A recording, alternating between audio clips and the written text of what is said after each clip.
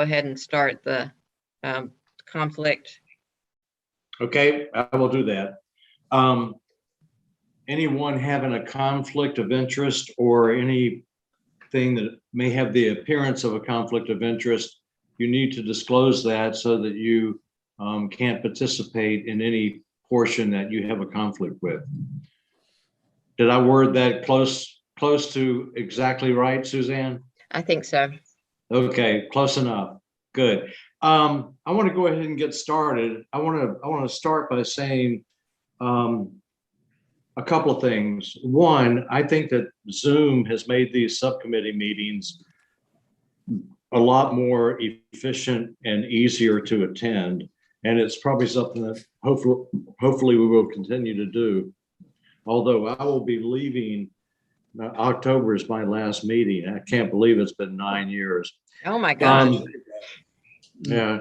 So I want to make sure, hopefully Darren will stick me somewhere as a volunteer to keep involved with you guys.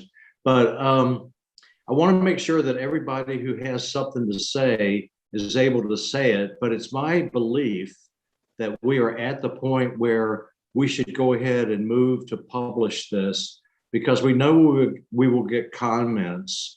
And I think Suzanne has done an excellent job of getting it right. And Amy, I want to talk about a couple of things that you brought up.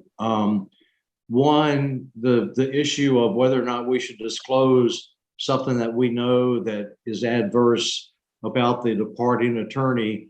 And Suzanne and I have talked about that, and there's at least one other opinion that talks about our duty to disclose such information to a client.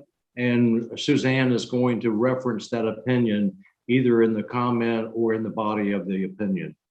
And in terms of automatically forwarding the email to the departing attorney, I believe we've previously discussed that and rejected it, because if a client has made it clear that they're staying with the firm, then we don't want to be automatically forwarding information to an attorney who is no longer representing the client.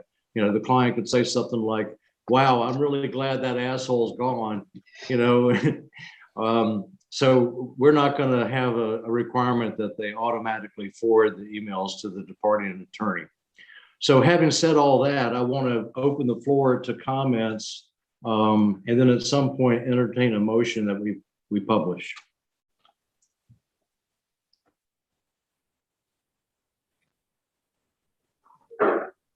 I'll be quick, which is, first of all, I think this is really, really good. I mean, I had a chance to read it this morning.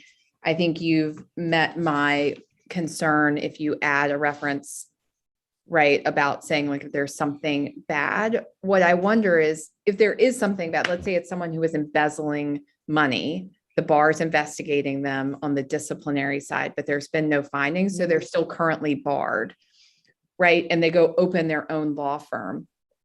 And you're sending people there. I guess you tell the clients, but if you don't interact with the clients and it's an automatic bounce back email, are there any concerns there? Right? Like, so you don't know until you later look through the email messages. And then are you obligated to every email message to be like, that guy might be a crook, he's being investigated? I just don't want to create more obligations, right? That sounds bad.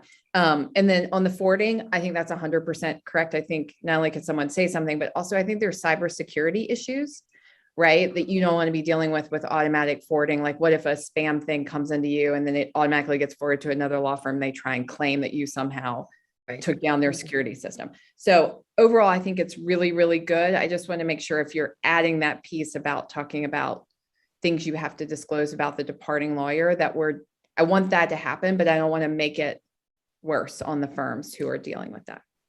But that's it. Everything in here looks great. I mean, that's a good question. We talk about it in an opinion in the context of when you're sending out your choice letters, Yep. You're allowed to say Yep. this individual. You're not supposed to disparage the departing lawyer, but if they're being investigated, you're allowed to say, they're being investigated.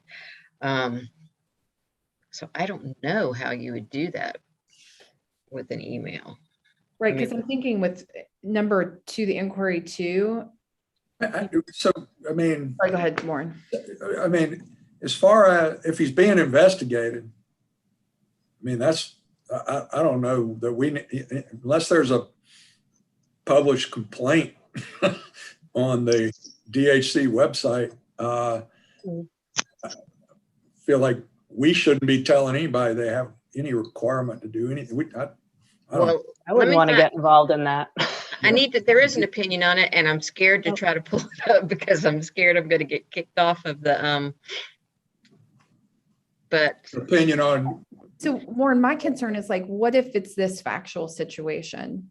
The partner worked for the law firm and you know that the partner or lawyer embezzled money from the law firm, right? There was a settlement. Oh, They yeah. took the money and they didn't give it to the law firm, and they've therefore are departing under those circumstances.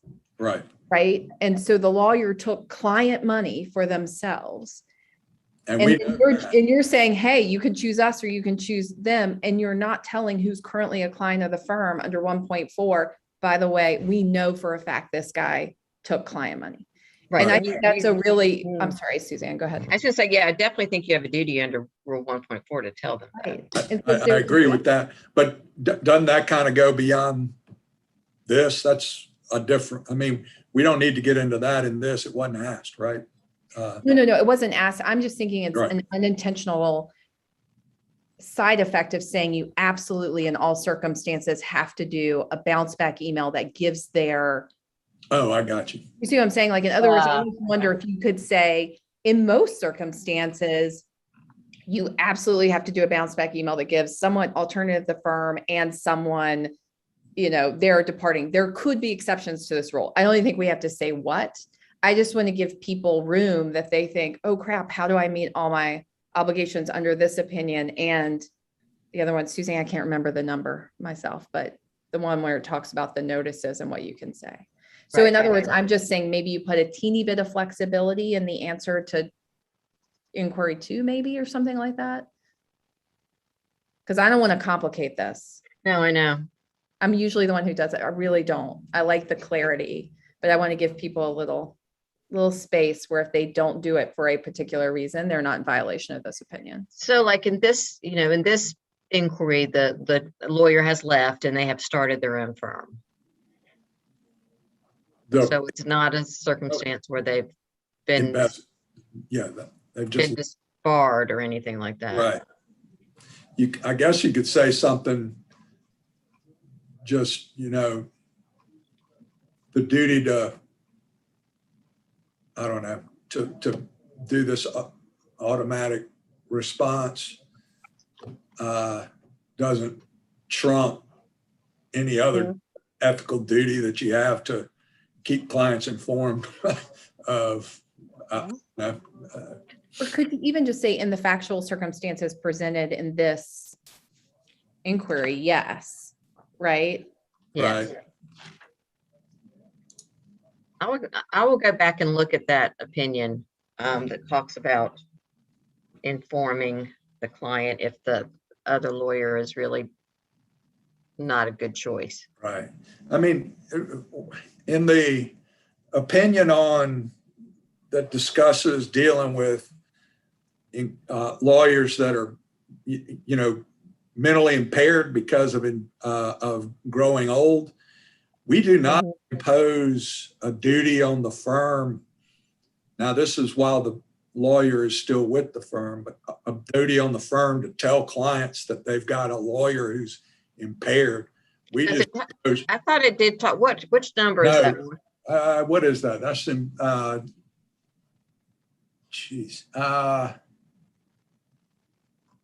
I can't remember. I thought what the duty was to make sure that the firm takes the necessary steps to make sure that the client is dealt with in a competent and otherwise ethical, Okay, i.e. Here. getting somebody else on board. The firm may have a duty to inform the state bar. okay, well, it does talk, all right, it is 2013 FEOA 8. And inquiry number 4 talks about this impaired attorney is going to leave the firm and set up his own practice. That's what I'm talking about. And it talks about the remaining lawyers may have a duty to any current client to let them know their concerns about the lawyer.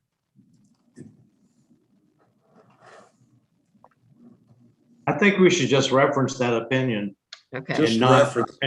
and because the inquiry that came to us Yeah, was not about the context of an attorney who is departing because they've done something bad or they're impaired. They're just someone who's left. Yeah. Then I like the reference, and then someone like me who overanalyzes it can be like, well, see, they made this reference. Here's how we can fix this problem. I think Kevin is here now too. Yeah. Okay, thank you. That's a good point, and I'll look at that. And would Is it- this reference be the only, I guess, potential exception that anyone has thought of to the auto reply requirement? do you have another one in mind? I don't know. So I think I was thinking rather than offer the flexibility that this may be subject to exceptions, maybe just note this one particular exception with the reference, just so that nobody feels invited to, make up other exceptions. No, I think we were going to refer to this specific. Okay. Or maybe say, or similar situation, but maybe not. Should we address the the way the opinion is presently drafted, where the automatic reply is required to contain the new contact information for the attorney. There have been examples, I can think of one, where an attorney just disappeared to another country. And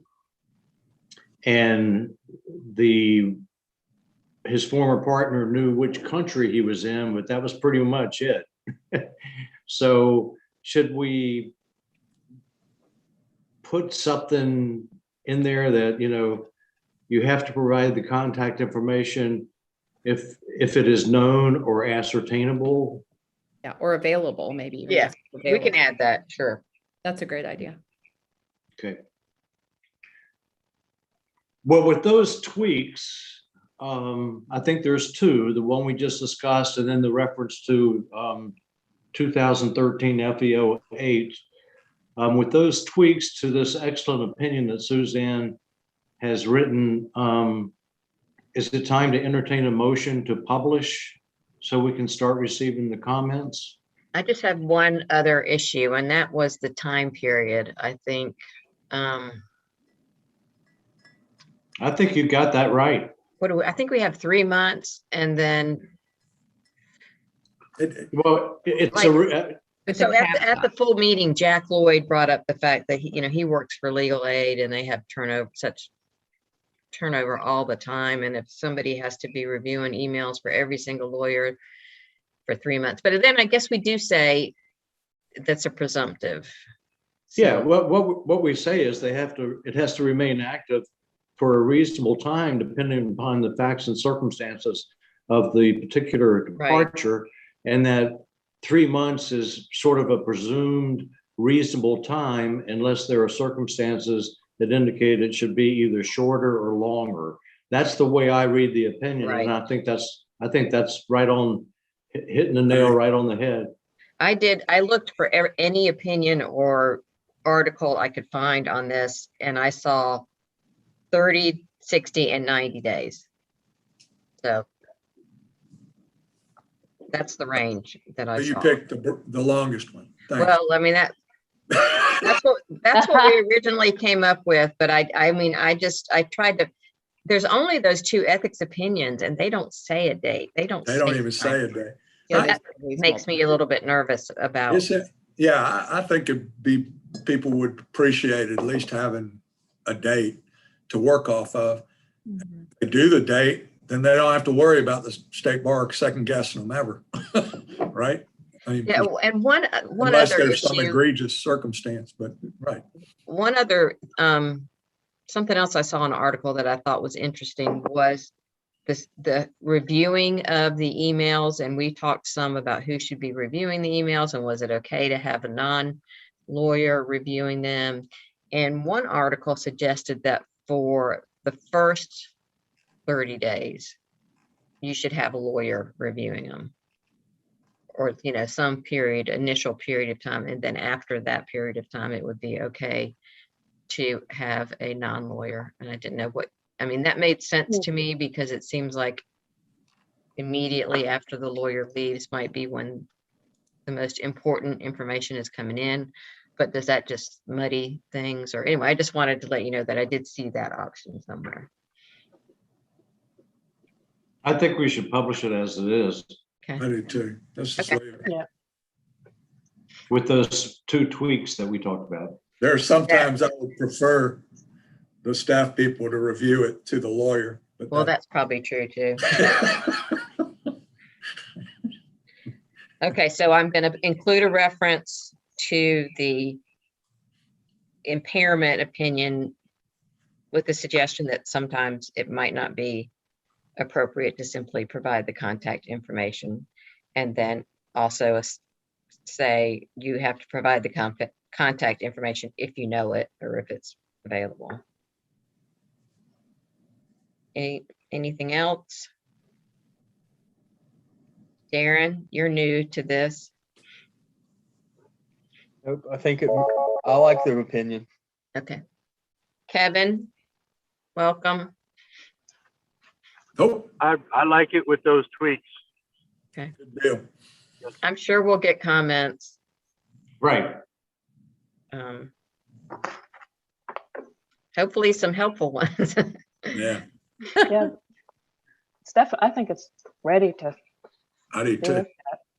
All righty. Well, I will make those tweaks and I'll send those out to you guys, and assuming that they're correct, we'll be good to go. Is it appropriate for the chairman to make a motion or does somebody else have to make the motion? I think you can make A it. motion to adjourn. Okay. Now, well, I move that we publish the Motion. proposed opinion I'm jumping Let's do ahead. that part. with the. Come with on, the Warren. with the 2 tweaks. Warren Is wants there to go get more coffee. I do. Is Yeah. there a second? Yeah, is I'll the motion to recommend to the claims committee, to the ethics committee? Yes. Yes, that it be published. Second. Okay. All right. It's been moved and seconded that we recommend to the ethics committee that we publish this proposed opinion. All in favor, say aye. Aye. Aye. I Any opposed? Okay, then I move that we adjourn, and I hope everybody has a great day. Kevin, drive Well, you safely too. wherever you're going. Yeah. Thank you, Suzanne. And I really appreciate all your hard work. All righty. Amen. Thanks, everyone. I'm looking forward to hearing what the lawyers have to say. Yeah. It'll be interesting. Okay, See see you. you guys soon. Bye, Bye. everybody. All right. Thank,